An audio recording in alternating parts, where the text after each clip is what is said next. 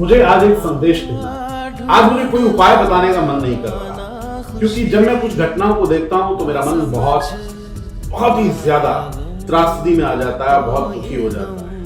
मैं आपको बता दूं, जब मैं सुनता हूं आए दिन कि उसके घर में उसकी बहू ने ऐसा कर लिया या किसी बहू को मार डाला, जब इस प्रकार की चीजें हम सुनने में जब हमारे आती है तो मन बहुत दुखी होता है। जैसे होता है, एक बात जान लीजिए, जिस घर में किसी भी बहू बेटी की हत्या होती है या किसी भी बहू बेटी को दर्दनाक मृत्यु अगर होती है, उस परिवार को 7 पीढ़ियों तक अभिशाप प्राप्त होता है, यानी कि 7 पीढ़ियों तक उसकी संतान कभी तर नहीं सकती।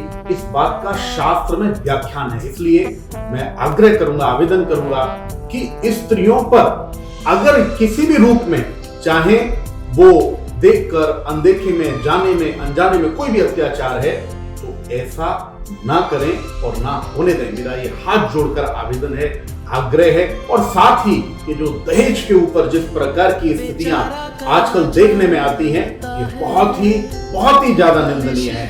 मैं आपको बोल दूं, दहेज में लिया गया एक पैसा भी ये 100 करोड़ रुपए के बराबर होता है। यानी कि ये दहेज नहीं लिया जा रहा, आप एक ऐसा कर्ज ले रहे हैं, ऐसा ऋण ले रहे हैं आप, जिस ऋण को आपको ही नहीं, आपकी संतान को ही नहीं, आपकी पुश्तें, आपकी पीढ़ियां भी नहीं चुका पाएंगी।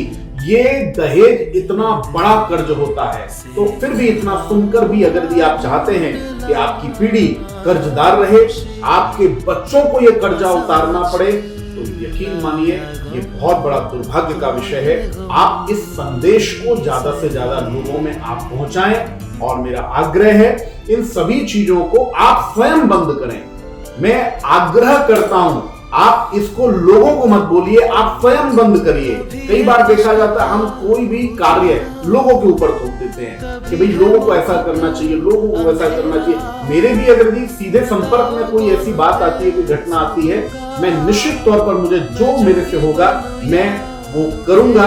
लेकिन आपसे भी आग्रह करता हूं कि अपने घर के अंदर इन सभी चीजों पर पाबंदी अवश्य लगाएं। अगर कोई रिश्तेदार भी ऐसा काम कर रहा हो तो उसको समझाने की कोशिश करें। और इन सब प्रथाओं को, जो दहेज जैसी प्रथा है या जो मैंने पहले बोला है कि जहां पर स्त्रियों पर, चाहे वो हमारी बेटी है, बहन है, बहू है, किसी पर भी कोई अत्याचार हो रहा है, तो इन अत्याचारों को एकदम रोकिए। और साथ ही साथ एक बात और बोलना चाहता हूं, कई बार देखा जाता है कुछ लोग अपनी इज्जत के कारण कई बार बेटियों को भी इतना दबाव में रखते हैं, जिसके बाद में बेटी भी कई बार कोई गलत स्टेप ले लेती है, कोई गलत घटना को अपना लेती है, तो यकीन मानिए आप भी कहीं ना कहीं उस ऋण से ग्रसित हो जाएंगे जो आप कभी नहीं उतार सकते। तो मेरा आग्रह है, बेटी हो या घर में बहू हो, आप उन पर किसी भी प्रकार का हो रहा अत्याचार इसको तुरंत रोकिए।